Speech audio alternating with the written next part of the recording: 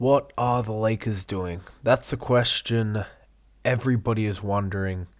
With the rest of the West getting better, with the Kings recently acquiring DeMar DeRozan, with other teams improving, the Mavs picking up Klay Thompson, and the Lakers just standing pat, even though Rob Pelinka at the trade deadline said, we have 3 first-round picks as of draft night that we can trade for someone.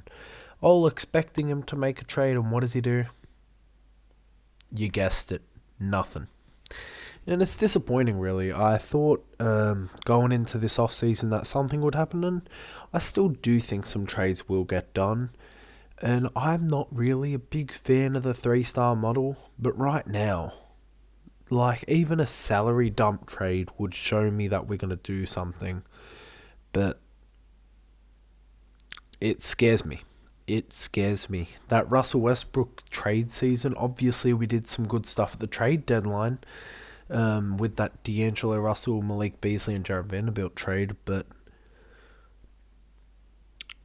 it doesn't look too good now. So I'm going to go through some potential Lakers trade targets. First one, Jeremy Grant. They want 2 firsts. The Lakers only want to give 1. Will this get done? I don't know. I give it a 40% chance of getting done. But Jeremy Grant's a good 3-and-D wing. Wouldn't mind a Malcolm Brogdon if we sent him in there and then packaged Rui, D'Lo, Gabe Vincent, Jared Vanderbilt, all for them too. I think it will be a good deal with a backcourt of Brogdon, Reeves, Grant, Bron, Davis. Championship level starting 5, which is pretty good.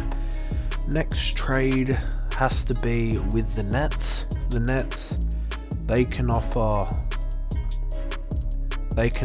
a pretty good package with Dorian Finney-Smith or Cam Johnson. But the one I like, Dorian Finney-Smith and Dennis Smith Jr. And you'd have to give up Gabe Vincent, Jalen Hood-Schifino, Cam Reddish. 3-for-2 deal, probably a first in there. Because you're getting 2 good role players back. And even Day'Ron Sharpe, add that in the deal for the Nets. 3-for-3 plus a first. I think that's pretty good value for both teams. Getting some good value there. And a rate of that happening, I feel like a deal with the Nets is pretty likely even in just the next year. But if we're talking in this off-season, I'll give it a 50%. I think it's more likely than a Blazers deal. Then a Jazz deal. That's the last trade I'm going to be discussing. Walker Kessler today has been reported available for 1 first-round pick.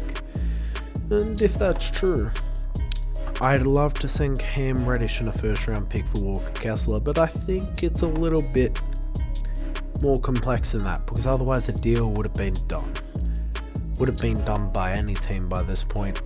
Nasir Little and 2 big swaps from the Suns, if they have that. I don't know what the Suns have, but I assume they got something at least, and feel like any low-level contender would do it. The Bucks, I'm sure they have a pick swap or 2. But if it's 1 first-round pick, I'm sure, do the Celtics have a pick? You guys get what I'm saying. All the contenders are going to be looking for this deal. Walker Kessler's such a good rim protector. And alongside Anthony Davis, or just even off the bench, playing 25 minutes a night.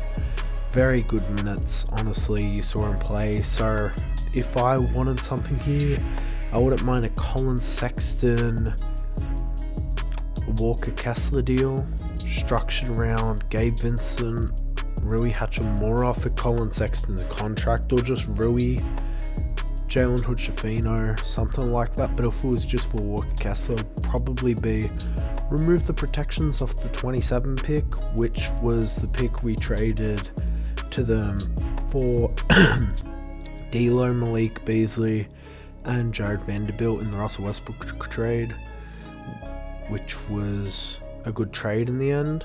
But sending them Jalen Hood-Schifino, remove the protections, put in 29 and ship that off, it will probably get accepted.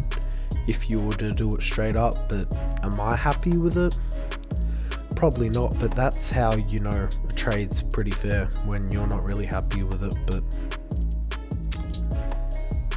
it's probably fair value in the end. Would the Jazz accept it?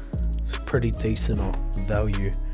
Witchafino is probably an early second round pick of value at the moment.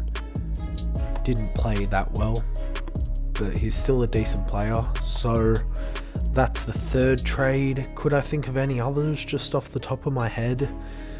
Atlanta doesn't have anything to offer. This is the problem. After that DeJounte Murray deal, there's no real like fringe all-star player.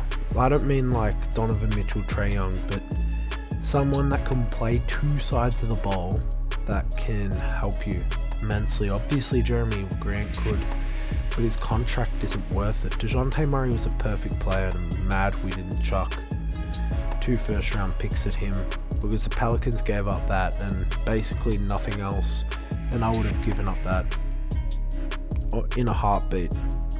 But maybe Hawks just don't like us, ruin that relationship, I don't know. But what are your thoughts on the Lakers and potential trade ideas?